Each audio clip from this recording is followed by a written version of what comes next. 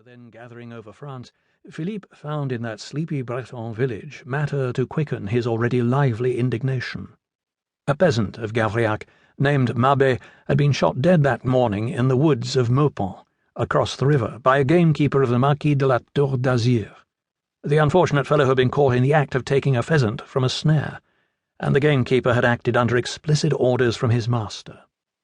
Infuriated by an act of tyranny so absolute and merciless, Monsieur de Villemorin proposed to lay the matter before Monsieur de Kercadiou.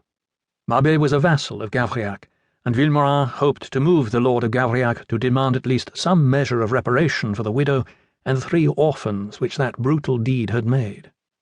But because Andre-Louis was Philippe's dearest friend, indeed his almost brother, the young seminarist sought him out in the first instance.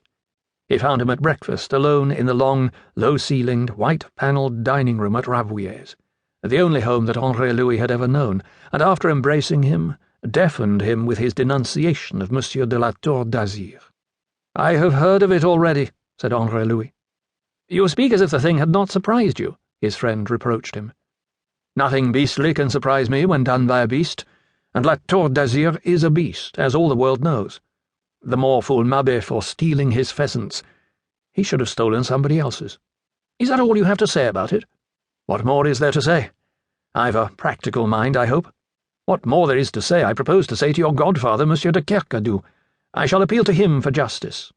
"Against Monsieur de La Tour d'Azir?" Andre-Louis raised his eyebrows. "Why not? My dear, ingenuous Philippe, dog doesn't eat dog. You are unjust to your godfather. He is a humane man." "Oh, as humane as you please. But this isn't a question of humanity. It's a question of game laws." Monsieur de Villemorin tossed his long arms to heaven in disgust. He was a tall, slender young gentleman, a year or 2 younger than Andre-Louis. He was very soberly dressed in black, as became a seminarist, with white bands at wrists and throat and silver buckles to his shoes. His neatly clubbed brown hair was innocent of powder. "You talk like a lawyer!" he exploded. "Well, naturally. But don't waste anger on me on that account. Tell me what you want me to do." "I want you to come to Monsieur de Kercadiou with me, and to use your influence to obtain justice. I suppose I'm asking too much." "My dear Philippe, I exist to serve you. I warn you that it is a futile quest, but give me leave to finish my breakfast, and I'm at your orders."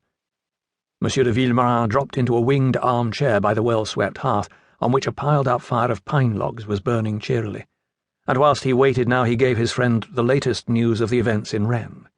Young, ardent, enthusiastic, and inspired by utopian ideals, he passionately denounced the rebellious attitude of the privileged. Andre-Louis, already fully aware of the trend of feeling in the ranks of an order in whose deliberations he took part as the representative of a nobleman, was not at all surprised by what he heard.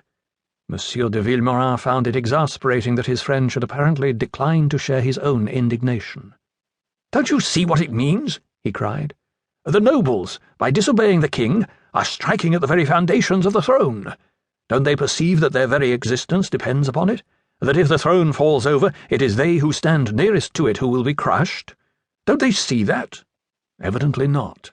They are just governing classes, and I never heard of governing classes that had eyes for anything but their own profit. That is our grievance. That is what we are going to change." "You are going to abolish governing classes?" "An interesting experiment. I believe it was the original plan of creation, and it might have succeeded but for Cain. What we are going to do," said Monsieur de Villemorin, curbing his exasperation, "is to transfer the government to other hands." "And you think that will make a difference?" "I know it will." "Ah, I take it that being now in minor orders you already possess the confidence of the Almighty. He will have confided to you his intention of changing the pattern of mankind." Monsieur de Villemorin's fine ascetic face grew overcast. "You are profane, Andre," he reproved his friend. "I assure you that I am quite serious. To do what you imply would require nothing short of divine intervention. You must change man, not systems. Can you and our vapouring friends of the Literary Chamber of Rennes, or any other learned society of France, devise a system of government that has never yet been tried? Surely not. And can they say of any system tried that it proved other than a failure in the end? My dear Philippe, the future is to be read with certainty only in the past. Ab actu ad posse valet consecutio. Man never changes.